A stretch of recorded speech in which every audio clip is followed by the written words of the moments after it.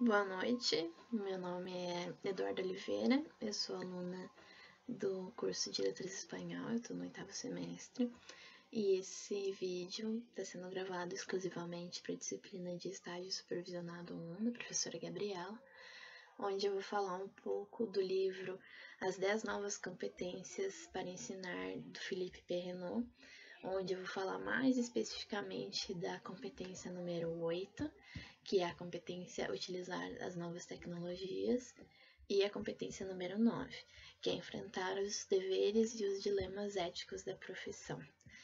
Bem, eu acho que cabe pontuar que é claro que o livro foi escrito já há algum tempo e como as tecnologias vivem mudando, atualizando e reformulando, algumas coisas já não são tão atuais, muito embora a gente possa encontrar diversos pontos levantados pelo autor que ainda são de muita pertinência.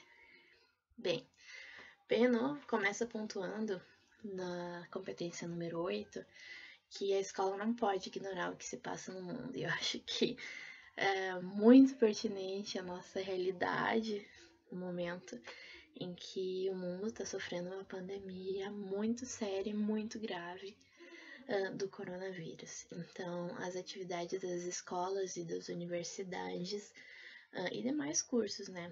Me referindo só à parte da educação, estão mudando suas atividades de presencialmente para remotamente, né? À distância, mas não é bem exatamente educação à distância. Mas o ponto não é esse. O que eu quero dizer é que, pegando o que Perrenot já dizia, sempre houve uma certa resistência, sempre, em qualquer lugar, de usar as tecnologias. Bem, não as tecnologias, mas as tecnologias digitais como um recurso em sala de aula. Então, quem sabe se os professores tivessem uma formação na sua formação de professores na universidade ainda sobre as tecnologias digitais para aplicar em sala de aula, ou então que seguissem uma formação continuada, essa adaptação já não seria tão brusca, não é?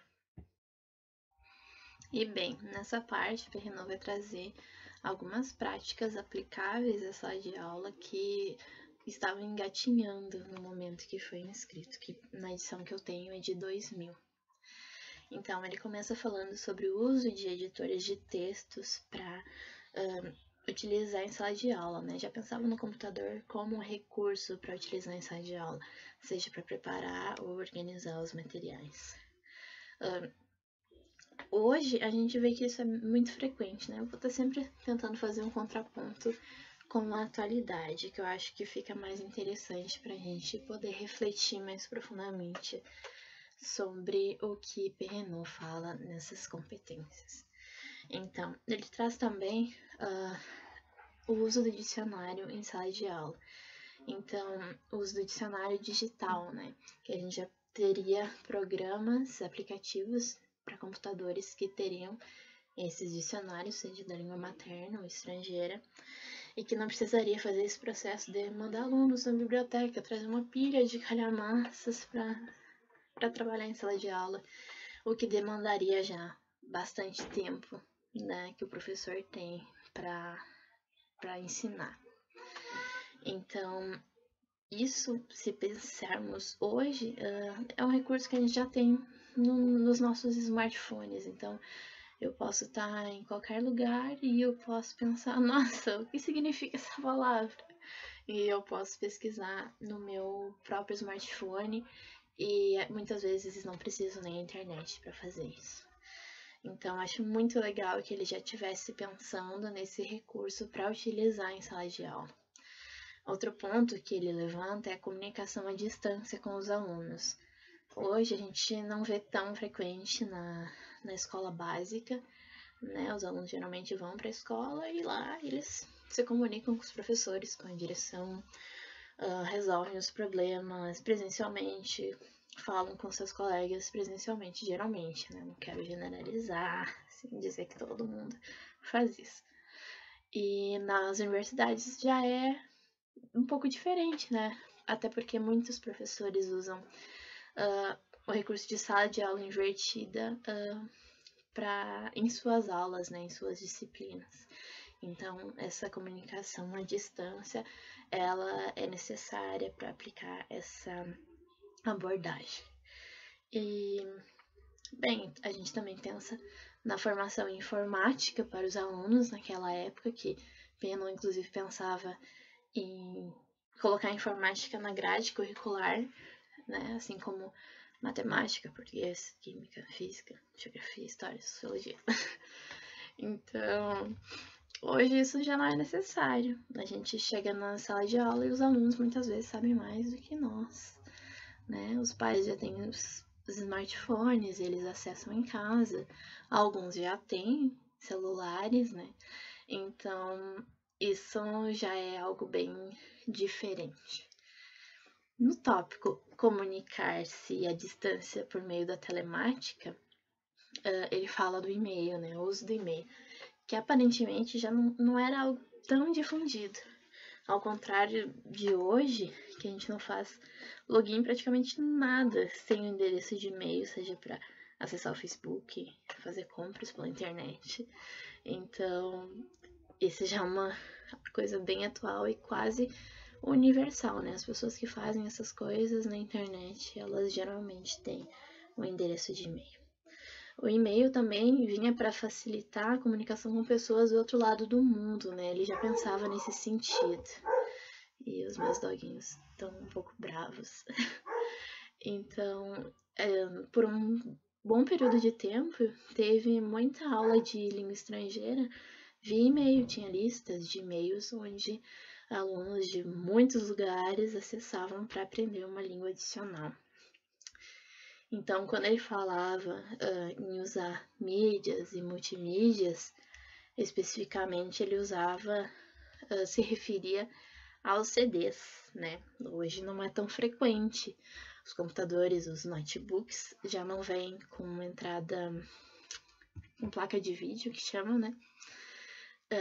E essas mídias, essas multimídias é facilmente acessado pela internet, seja YouTube, Spotify, né, que tem utilização gratuita, ou então baixar direto para o pendrive, conectar no notebook ou no computador e projetar para os alunos. Então, é algo que evoluiu bastante e que veio para ficar, eu acho.